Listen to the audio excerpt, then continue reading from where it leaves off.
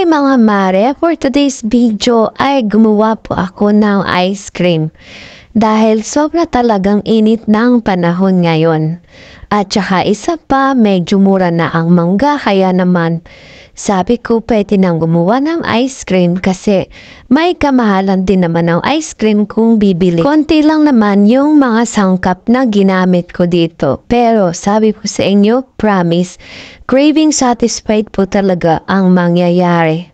Una kong ginawa ay meron ako dito 5 piraso na manggang hinog. Bali, hiniwa ko lang siya. Kumbaga, tinanggal ko lang siya dun sa mga puto. Yung isang mangga ay pinagdalawa ko lang na hiwa.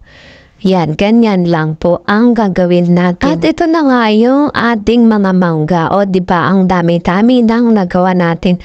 Ang gagawin naman natin ay hiwain natin ng pack-cube pagkatapos ay gumamit ako ng baso para mas mabilis na matanggal yung laman ng mangga doon sa balat.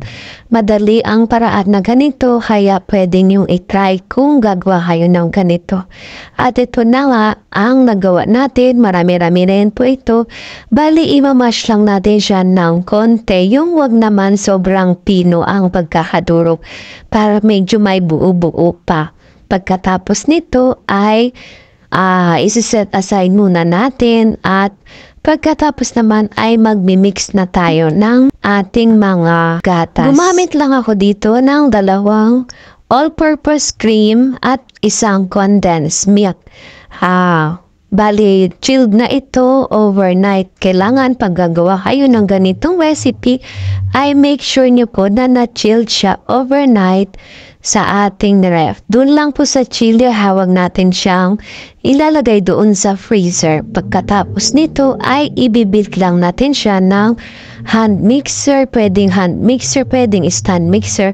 At pwede rin naman yung beater kung wala kayong hand mixer. Yun nga lang, kapag beater lang yung gagamitin nyo is medyo mag-effort tayo dahil medyo matagal po mag-double yung volume. So, ito na nga, i-mix ko lang siya at hanggang sa mag-double na yung kanyang volume. Ganyan, i-mix lang natin siya ng mabuti. Kapag okay na po, ay pwede na nating ilagay yung 1 lata ng condensed milk. Make sure lang din na na-chilled ito overnight.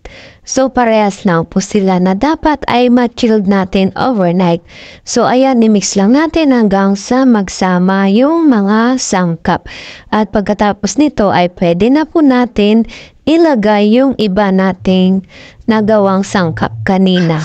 Meron po akong nabili dito na Graham crackers. Bali, ito yung per pack po kasi nabili, wala yung isang maramihang pack na ubusan yata yung pinagbilan ko.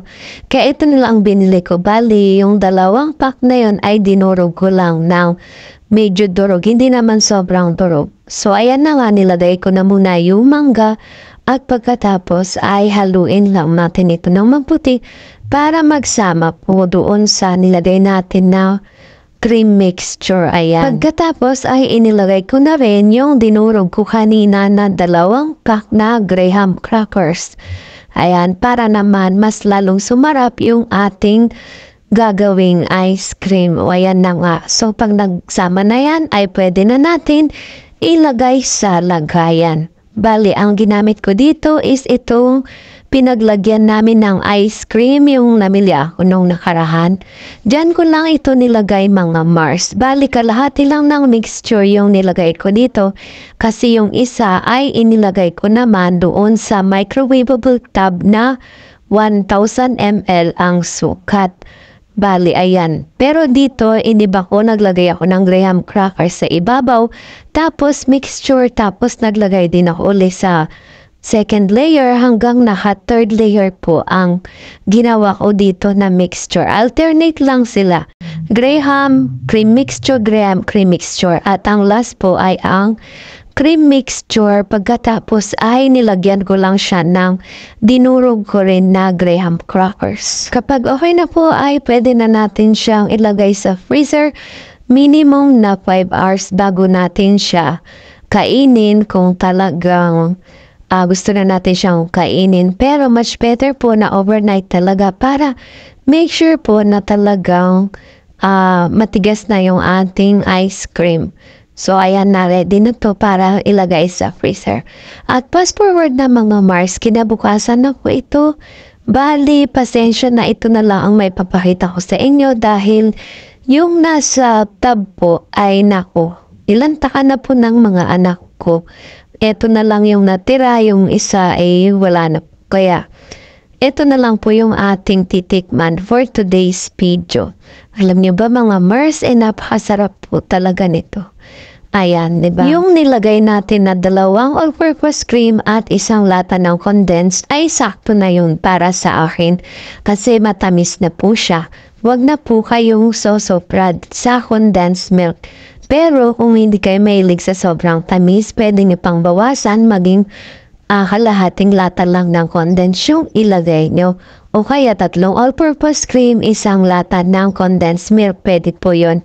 Balanse din po yung lasa nun. Pero sa akin naman, yung ginamit ko dito na ganun na ingredients ay sakto lang din naman. Ayan.